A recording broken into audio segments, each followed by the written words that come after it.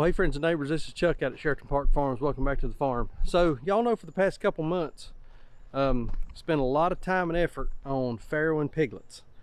And over the past few weeks, we've been weaning those piglets off and training them to electric. So we're gonna go down, we're gonna check out some of those piglets that we've had in our weaning / training pen for a little while now. We're gonna see if it's worked. We're going to see if we got these piglets actually trained on the electric. We've done a little bit of work with them today, so we're going to go down and check that out. Also, we got a group of breeders, or excuse me, a group of feeders. We got them in a training pen, so we'll show you that setup and how all that works. Hamlet, we've done a video on Hamlet a couple weeks ago where he runs over Sandra like a NFL linebacker. Got a big update on him. We've got him in a little bit different spot now. We'll show you what we've done there. And also, man, there's a lot going on in this video. The other day we took some pigs to the processor and planned on doing a big full video on that, but things kind of went a little unusual for us. So hang around, we'll show that as well. But a lot going on the farm today. Hang out with us for a little bit and let's check out some pigs.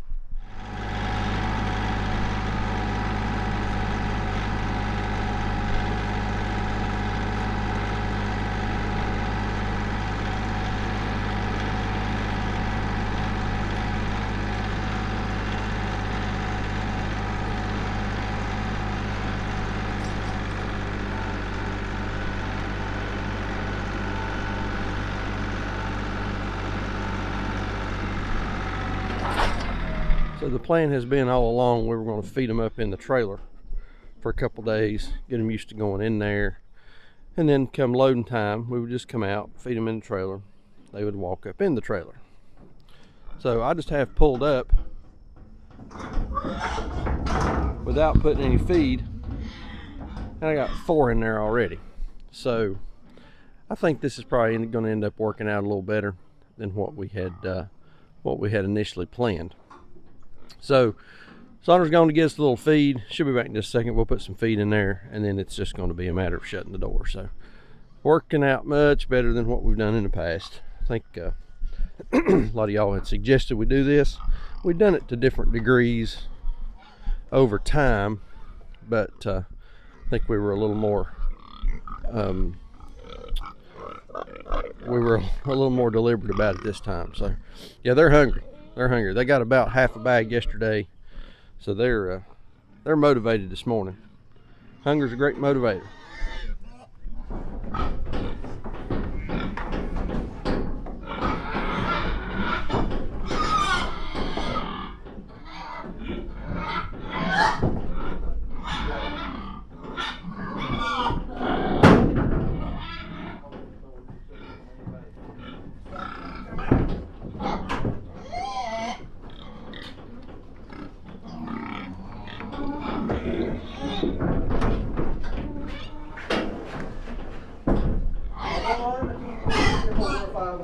You got 6?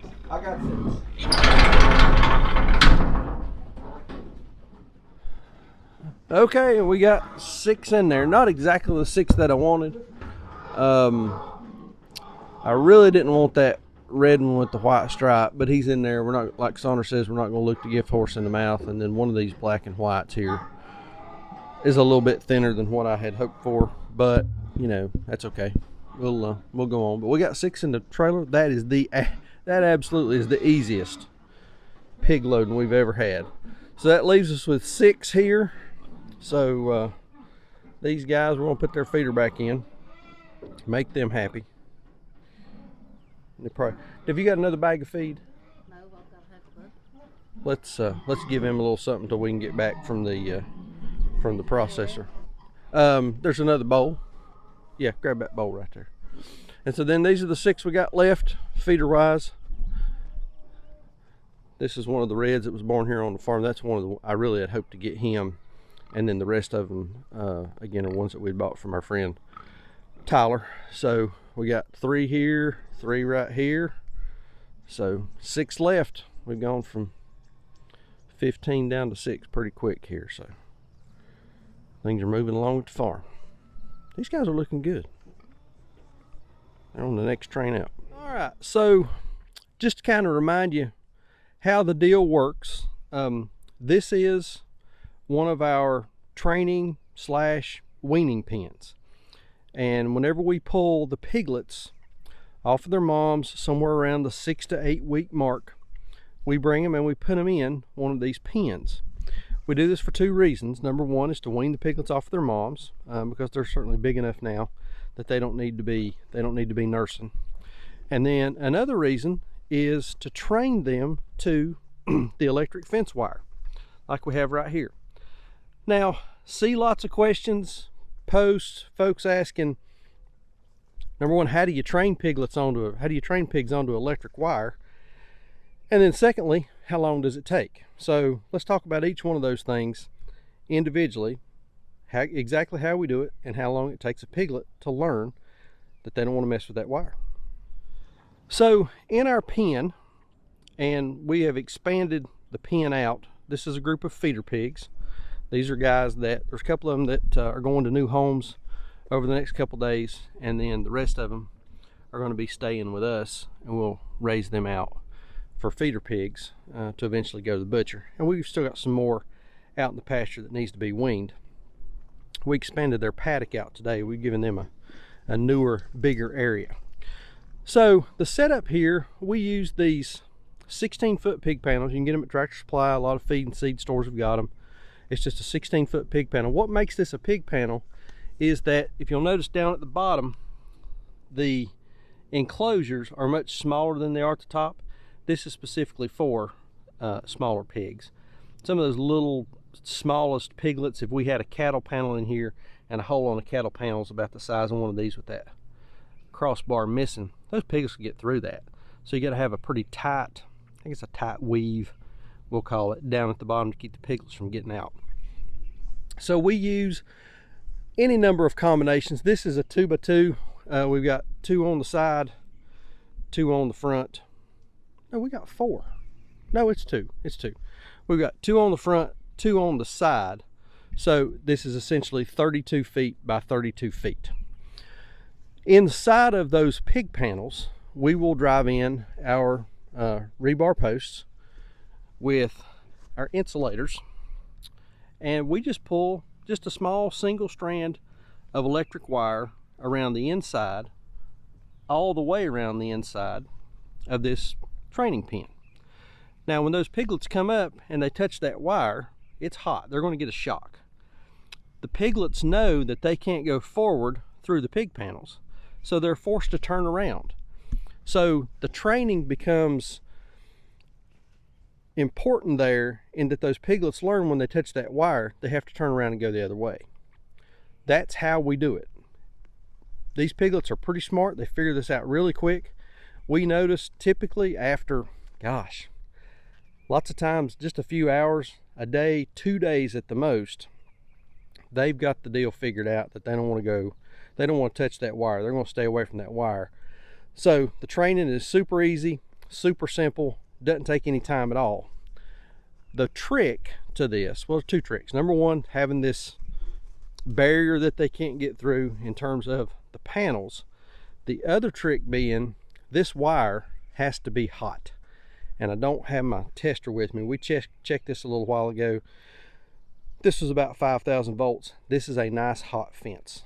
Want those piglets to learn early that they don't want to touch that. They don't want to touch that wire. It's hot. It hurts. They learn to stay away from it. So that's the setup on the training pen. We also include a couple of feed bowls. We got their water barrel over there. We're using the nipple drinkers right now till we can get them out on pasture and get some of the bigger drinkers set up for them. But early on like this, they're drinking from that nipple drinker, and it works out fine. So everybody here looking good. We got this latest boy we brought down. We got him castrated. Got a little bit of an open wound there, but looks fine. No drainage. He's acting normal. Looks good. Everybody else is just kind of doing their piggy thing. So 5 in here. We still got gosh, 11, 12. Got about 12 more out with the group that this came out of, and then we've got about 5 more with little mama that quite a bit younger, so they've still got a while. But yeah, these guys in here in this pen, they're figuring it out. Now let's check on these breeders. We had another group in another pen next door. There's a group of breeders. Let's show you what we've done with them. So this is our breeder group. I've got a couple of small boarlings and then about 7 young gilts in here. We let these guys out of their training pen this morning, and they had been in their training pen probably for, I don't know, a couple weeks. We just left them in there. It was just easy to do. And now they are out on this beautiful lush green pasture, and the only thing keeping these pigs in is that one wire right there. That's all that's keeping them in. Folks will tell you you've got to build fences that, you know, would hold water in order to hold a pig. Absolutely not true. If you want to raise pigs, need to train them on single strand electric, put them out here in the pasture where these pigs belong so that they can root around, eat grasses, bugs, worms, grubs, whatever they can find. Much more natural diet for the pigs. They're fantastic for the land. But pigs are smart animals, and they figure out really quick that they don't want to mess with that wire. And we're just keeping them in. I mean, there are 9 piglets in here. Been in a training pen again for a couple weeks. We left them longer than they needed to be, but lots of reinforcement. And now we turned these pigs out this morning inside this single strand. They're on maybe, I got them on just a small area right now because these are small pigs, maybe ½ acre, probably not even that. But they've got some wooded, plenty of wooded area over here for shade, for cover. They've got a lot of grass, a lot of beautiful area out here that they can root around, scratch around in. And then there's a little bit of bare dirt back here, and that's where they're laying at right now, just kind of to stay cool. But yeah, we got these got this breeder group out on electric, on pasture. This is how these pigs are going to live for the rest of their life, is on just a single strand of electric wire. And the nice thing about that is, as opposed to netting or a hard-sided structure or even permanent fencing, is we're just using these rolls of wire. This is just some real cheap Gallagher stuff that I bought. You know, we're kind of transitioning over to a little better speed right wire now. I'll show you an example of that here in a minute. I like it much better, but early on, starting out, this is what we bought. It was cheap, it was easy to come by, and it works great. We're using these drive-in rebar posts, little slip-on insulators. And what this does, this gives us an unlimited number of possibilities in terms of shape and size of a paddock to run these pigs. We're not limited by fence posts that have been driven 2.5 feet in the ground. We're not limited by netting that is aggravating as the devil to put up and take down. This is easy. Ashton was here this morning. We set this paddock up in about 15 minutes, turned these piglets out. They're off and running. If I need to move these piglets, we can set up a new paddock any direction we want to go. The way we got the wire lined up, the piglets would go that way next anyway. We don't want them going back here because there's a creek over here. Well, we can set up a new paddock and move these piglets wherever we want to take them. You know, it takes us 15-20 minutes to set up that new paddock and get those piglets moved. So we can keep these pigs marching, moving across the pasture. We can keep our soil stirred up, tilled up. We can spread their manure, all kinds of good things by moving these piglets around. And so we got them out here, excited to have them on pasture. This little guy right here, we're calling him Tank. Male, got the Berkshire look, white feet, white face, and he is built like a tank. He's solid. I mean, he's just a solid beast of a piglet. So excited to see what he's going to do here in about 7 months, whenever he's ready to breed. Speaking of breeding, let's go out and take a look at Hamlet, show you where he's at now, and we put him to work. Let's go take a look at him. It's about a week and a half ago, we tried to walk Hamlet, who's one of our Hampshire boars. We had all of our boars back here in the corner, back in the woods, and we had built an alleyway way up there on top of the hill to try to get him moved and put him in with the girls.